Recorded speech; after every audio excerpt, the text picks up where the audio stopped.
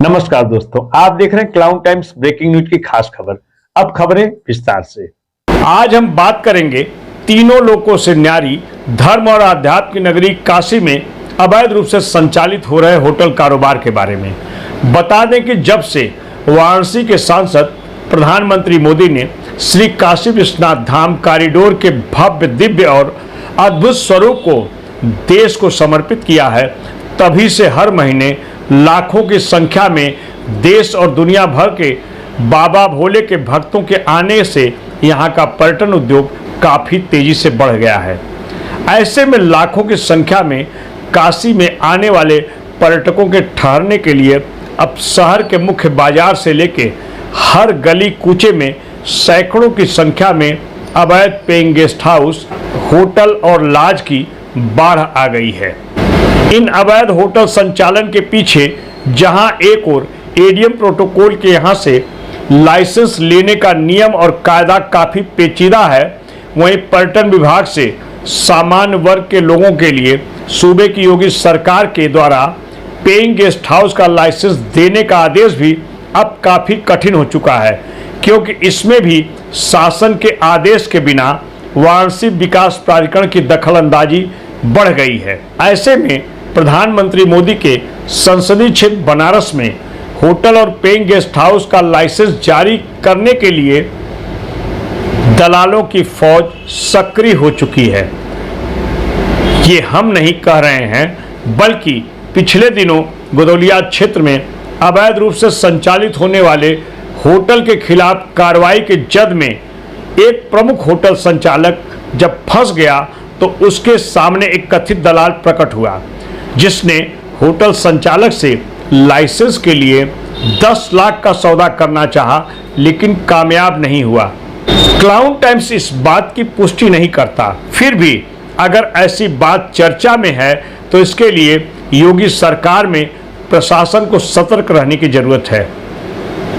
आइए अब हम आपको सीधे दिखा रहे हैं कि 2 सितंबर को वाराणसी के थाना दशाश्वमेध अंतर्गत गदौलिया क्षेत्र में अपर जिलाधिकारी प्रोटोकॉल के नेतृत्व में अपर नगर मजिस्ट्रेट द्वितीय, प्रभारी निरीक्षक दशाश्वमेध, जोनल अधिकारी वाराणसी विकास प्राधिकरण, अग्नि सुरक्षा अधिकारी, पर्यटन सूचना अधिकारी तथा नगर निगम वाराणसी की टीम के साथ अवैध और मानक के विरुद्ध संचालित होने वाले होटलों के विरुद्ध प्रवर्तन टीम के द्वारा कड़ी कार्रवाई की गई, जिनमें प्रमुख रूप से होटल रुद्राक्ष विला भवन संख्या 40/1500 लक्ष्मणपुरा दशाश्वमेध, होटल अगस्तो Jagambari road Godowlia, hotel garden inn भवन संख्या डी 40/22 लक्ष्मणपुरा गदौलिया, होटल नमस्ते बनारस भवन संख्या डी 40/23-2। ये सभी होटल अग्निशमन विभाग से बिना अनापत्ति प्रमाण पत्र प्राप्त किए संचालित किए जा रहे हैं, जिन्हें तत्काल प्रभाव से बंद करा दिया गया है तथा निर्देशित किया गया है कि जब तक अग्निशमन विभाग से अनापत्ति प्रमाण पत्र न प्राप्त कर लिया जाए तब तक होटल का संचालन नहीं किया जाएगा।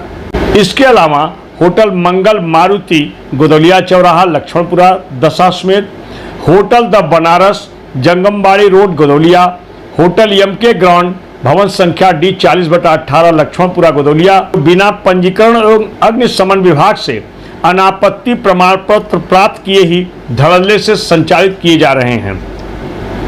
उक्त होटलों को तत्काल प्रभाव से बंद करा दिया गया है।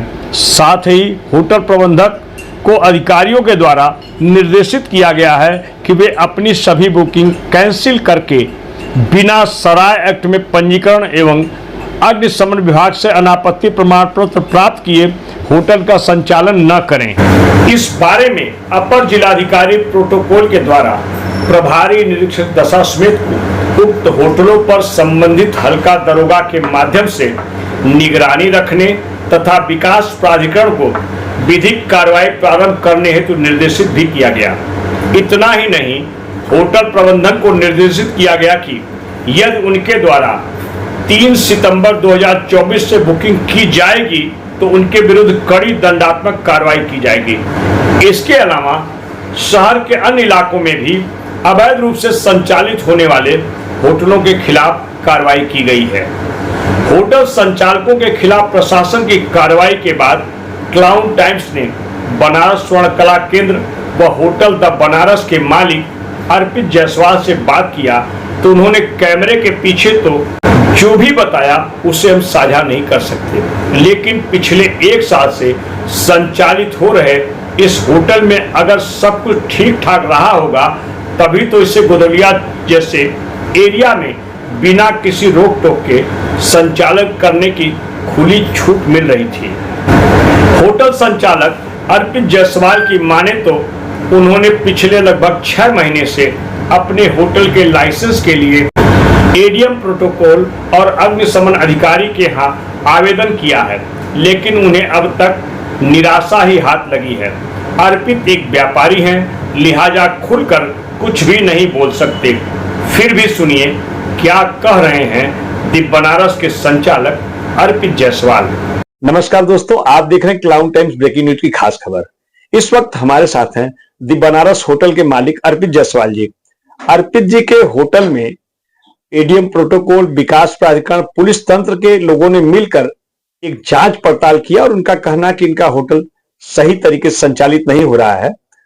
तो मैं अर्पित जी से बात करना चाहता हूं कि आपके होटल को संचालन में क्या दिक्कत आ रही है। हमारे होटल के संचालन में कोई दिक्कत नहीं है और हम लोग सेफ्टी के जितने भी स्टैंडर्ड्स हैं हम लोगों ने सब फॉलो किया है। लेकिन क्या है कि जो आवेदन की जो प्रक्रिया है और जो उसमें कतारें लगी हैं वो थोड़ी सी बहुत लेंदी प्रोसेस है। हमने पहले भी आवेदन कर रखा है बट हमको अभी तक विभाग से कोई रिवर्ट निकल के नहीं आया है, जिसकी वजह से हमारा रजिस्ट्रेशन का काम कुछ हद तक पेंडिंग है। कुछ हद तक हुआ भी है मगर कुछ हद तक पेंडिंग है। अर्पित जी, वार्षिक विकास प्राधिकरण के द्वारा जो इसमें नक्शा पास करने का जो समस्या हो रही है, तो आपका होटल कितना पुराना है और आपको नक्शा पास कराने में क्या दिक्कत हो रही है?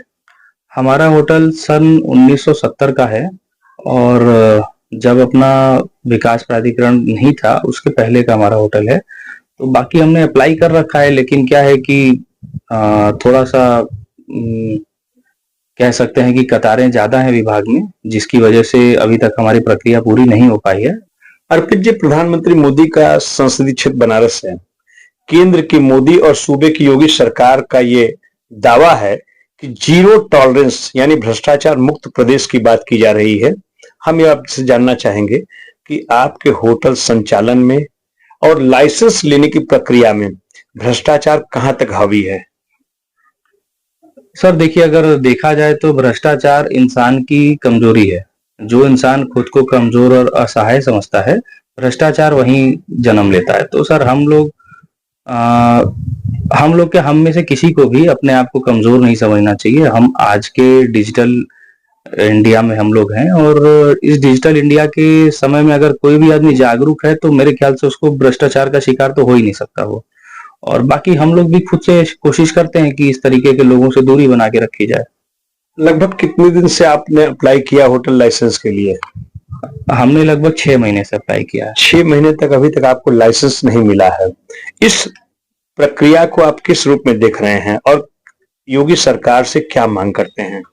हम जिला प्रशासन से यही मांग करते हैं कि होटल के संचालन के लिए जो लाइसेंसिंग की जो सुविधा है, थोड़ा सा इसमें एक कह लीजिए कि पारदर्शिता की जरूरत है और थोड़े से नियम को थोड़ा सा, मतलब इस समय सख्ती बहुत ज्यादा है नियमों की। थोड़ा सा अगर राहत मिलेगी तो लोग इस टूरिज्म, जो हमारे बनारस का जो टूरिज्म है, जो हमारे उत्तर प्रदेश का जो टूरिज्म है, इस समय बहुत ही पीक पे है। और अगर हम अपने टूरिज्म को और बढ़ाना चाहते हैं तो हमें थोड़ी सी सुविधाओं को आसान करना होगा, थोड़े से नियमों को आसान करना होगा। अगर जिला प्रशासन अगर एक मीटिंग अरेंज करके, एक वर्कशॉप टाइप का कंडक्ट करके, अगर जितने लोग जो कि अपने आप को असहाय महसूस कर रहे हैं या जिन लोगों को इस चीज की जानकारी नहीं है कि हमें कैसे क्या करना है और किस तरीके से अपने होटल की लाइसेंसिंग करानी है, तो अगर एक वर्कशॉप टाइप का अरेंज हो जाता जिसके अंदर की सभी होटल मालिकों को बुलाया जाता और उसके अंदर में जिसके पास जो जो कमियां हैं वहां सब लोग अपने सवाल रखें और वहां अगर एक तरीके से अगर सबको जवाब मिले तो हर कोई, मुझे लगता है कि लाइसेंसिंग करा के एक अच्छे स्तर पे काम कर सकता है और एक टूरिज्म से एक बहुत अच्छा रेवेन्यू जनरेट हो रहा है सरकार को।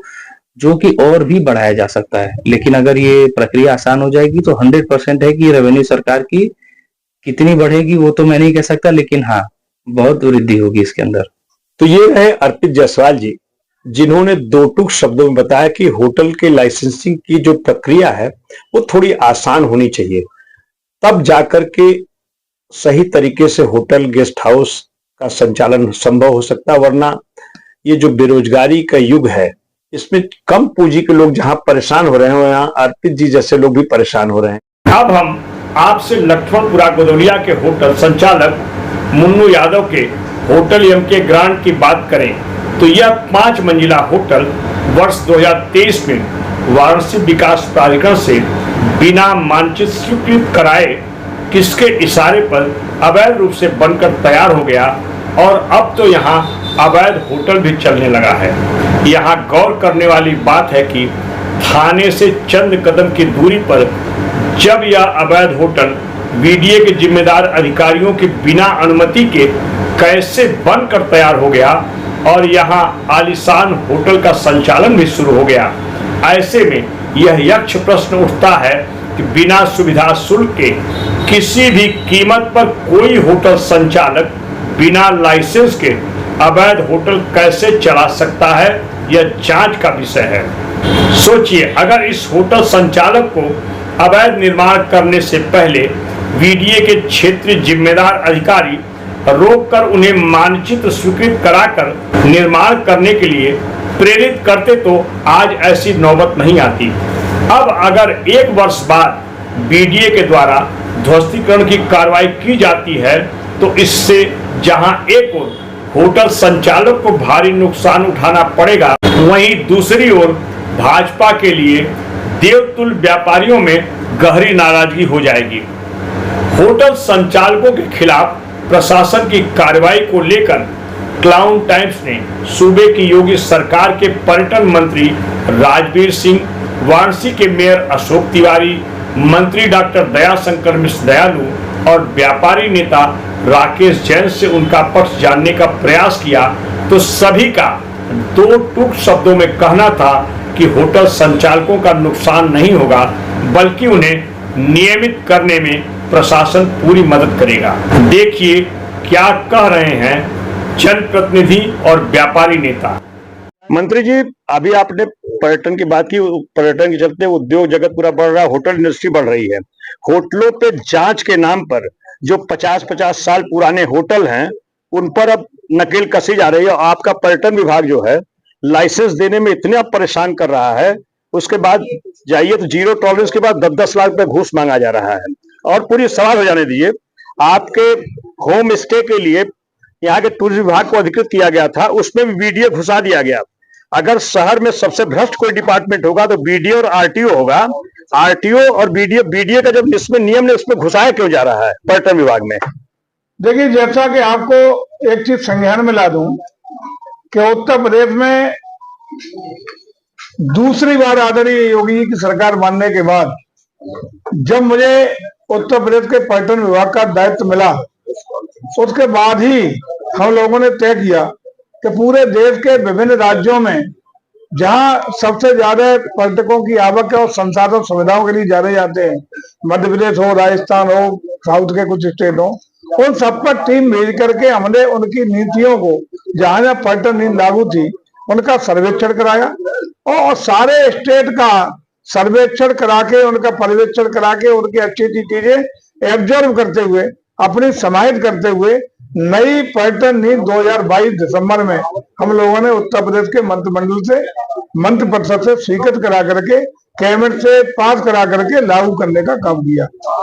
और मैं समझता हूं कि हम कह सकते हैं फक्र और गौरव के साथ कि इस नीति का परिणाम यह है कि पर्यटन उद्योग में निवेशकों की भी संख्या बढ़ी।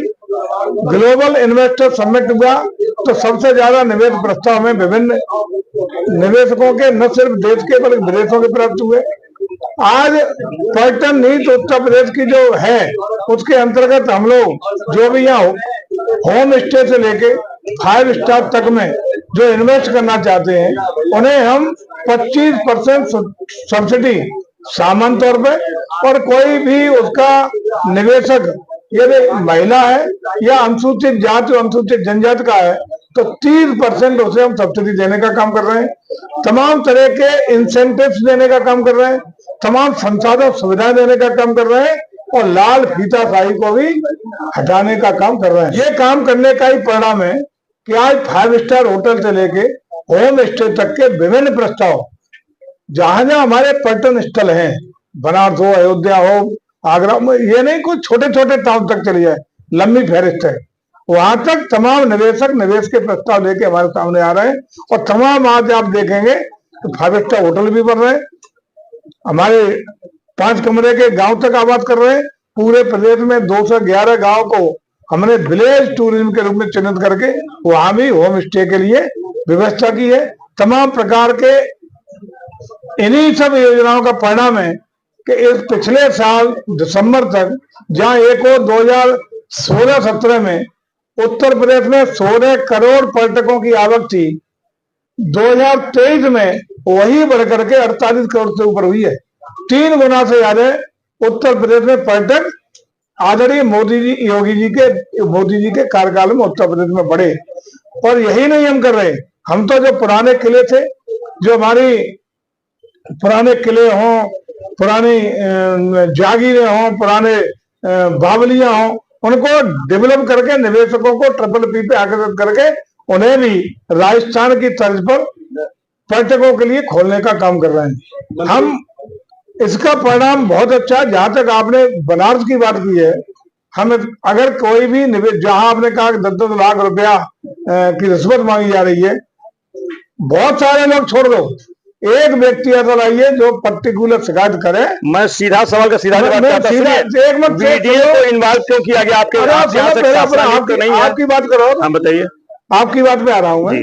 यदि एक आदमी शिकायत करे जिससे 10 लाख रुपए किसी ने भी पर्यटन के नाम पर या किसी अन्य अधिकारी ने होटल को लाइसेंस देने के नाम पर या अंतर मांगे, आप दीजिए, उच्च स्तरीय जांच होगी और जो भी दोषी होगा कठोरतम कार्रवाई करने का आश्वासन खुले मन से देके जा रहा है। होटल संचालकों के खिलाफ जो कार्रवाई चल रही है वो काफी प्रताड़ित हो रहे हैं और यहाँ तक कि 10-10 लाख रुपए घूस मांगा जा रहा है पुराने होटल संचालकों से उनको सही करने के लिए। इस पर क्या कहना चाहेंगे? मैं केवल एक शब्द आपसे कहना चाहता हूँ, अगर कोई भी व्यक्ति अगर लग रहा है उसका कोई शोषण कर रहा है, कोई परेशान कर रहा है, मैं रोज नगर निगम में रहता हूँ, मुझसे व्यक्तिगत संपर्क करके मेरे पास आ सकता है और मैं आपको विश्वास दिलाता हूँ कि कोई भी ऐसी नहीं है जो कि 1 रुपया किसी बनारस स्वर्ण कला केंद्र वाले सभी मैं मिल के आया हूँ, वो LIO में गए थे अपने होटल को सही कराने के लिए। उनका होटल चल रहा, बड़े व्यापारी आपके भाजपा के समर्थित कार्यकर्ता जब LIO में गए हैं,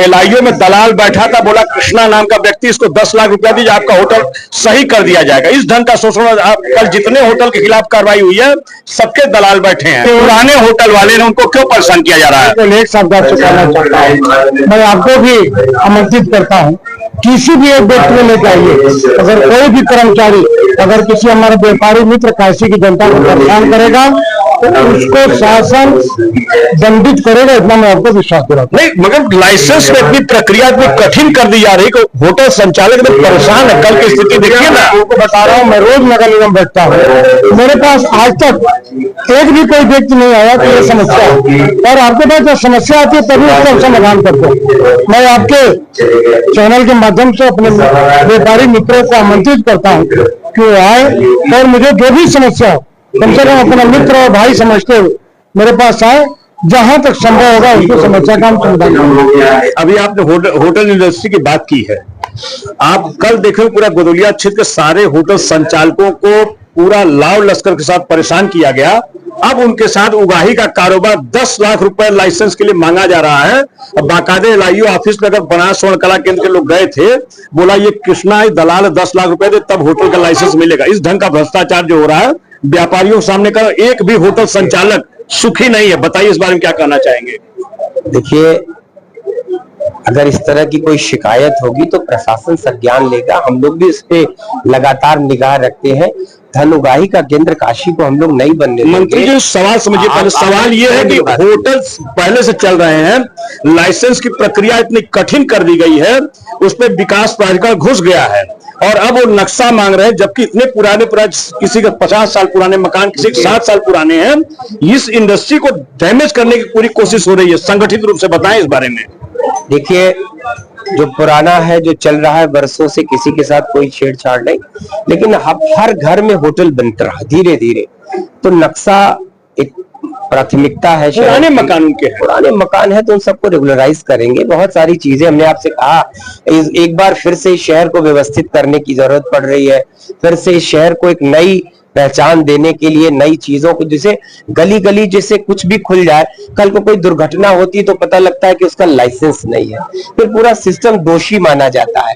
तो उसी सिस्टम को अपडेट करने के लिए लाइसेंस की जो प्रणाली है, एनओसी का जो सिस्टम है, तो वो होगा। और मकानों के तो जो भी नक्शे की बात हो रही है, पुराने मकान का नक्शा किसी के पास नहीं है, लेकिन आज जो नया नवनिर्माण होगा तो उसके नक्शे पास कराए जाएंगे। इस वक्त हमारे साथ हैं संस्था के अध्यक्ष राकेश जैन जी। राकेश जी, होटल इंडस्ट्री की बात अभी मंत्री जी करके गए हैं। होटल इंडस्ट्री का लाइसेंस अगर किसी को लेना है होटल का तो इतना कठिन है, और कल आपने देखा होगा गोरडिया क्षेत्र में एडीएम प्रोटोकॉल, वाराणसी विकास प्राधिकरण, तमाम विभाग के लोगों ने जांच के नाम पर सभी को नोटिस थमा दिया है। और जब ये व्यापारी होटल के लाइसेंस के लिए जा रहे हैं, जिनका महीनों से 6-6 महीने से लाइसेंस के लिए अप्लाई किए हैं, उन्हें लाइसेंस नहीं मिल रहा है। अब उनसे बीडीओ उसमें घुस गया, वो होटल का नक्शा मांग रहा है।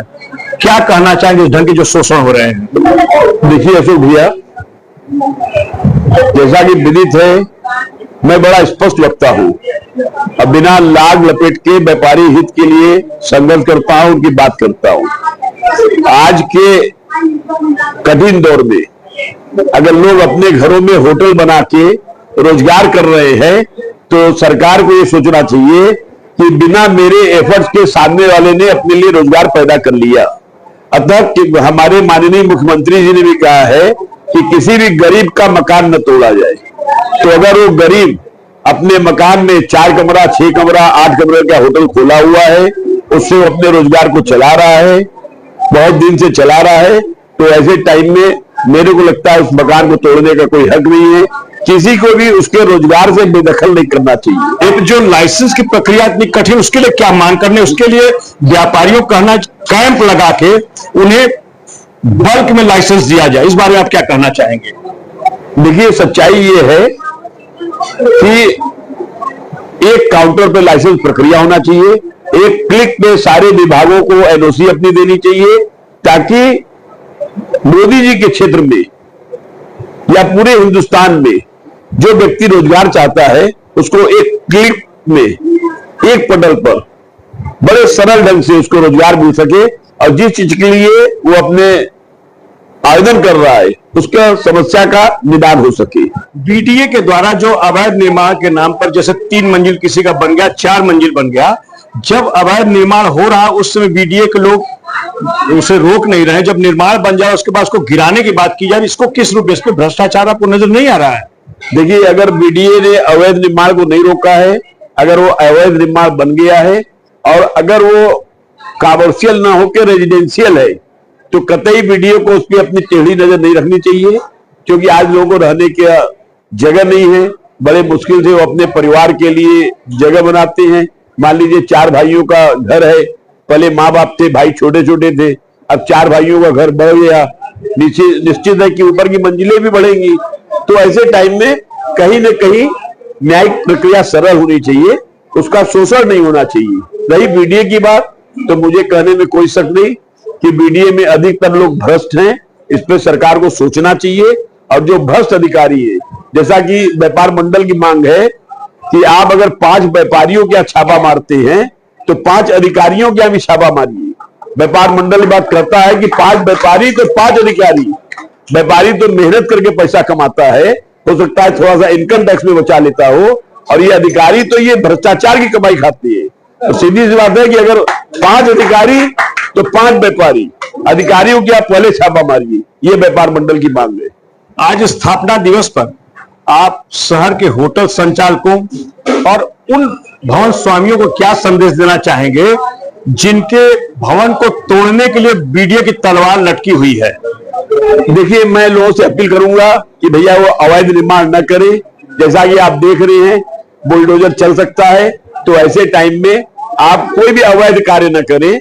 आप पहले कानून को समझें, उस कानून के दायरे में अगर आप नया निर्माण कर रहे हैं तो उस कानून के दायरे में आप नया निर्माण करें। मेरी लोगों से ये अपील है। कुल मिलाकर 2027 के विधानसभा चुनाव के मद्देनजर जहां एक ओर उत्तर प्रदेश की योगी सरकार और भाजपा संगठन के लिए एक एक देवतुल्य मतदाता, जिसमें खासकर व्यापारी वर्ग प्रशासनिक कार्रवाई के नाम पर अगर नाराज हो गया तो यह अच्छा संकेत नहीं होगा। लिहाजा वाराणसी विकास प्राधिकरण के जिम्मेदार अधिकारियों की सबसे बड़ी जिम्मेदारी है कि किसी भी कीमत पर अवैध निर्माण न होने दे, और अगर अवैध निर्माण हो गया है तो जितनी बड़ी सजा अवैध निर्माण करने वाले भवन स्वामी और व्यापारी को दी जा रही हो, उससे बड़ी सजा उस दौरान के अवैध निर्माण कराने वाले बीडीए के क्षेत्रीय जिम्मेदार अधिकारियों और कर्मचारियों को भी मिलनी चाहिए, वरना अवैध निर्माण का यह सिलसिला किसी भी कीमत पर थमने वाला नहीं है। आज के लिए बस इतना ही। हम फिर मिलेंगे किसी और खबर के साथ। तब तक आप स्वस्थ रहिए, अपना ख्याल रखिए। क्लाउन टाइम्स यूट्यूब चैनल की खबरों को आगे भी देखने के लिए चैनल को लाइक करें, सब्सक्राइब करें, बेल आइकन को प्रेस जरूर करें। क्लाउन टाइम्स की खबरों को फेसबुक पेज पर देखने के लिए पेज को लाइक जरूर करें।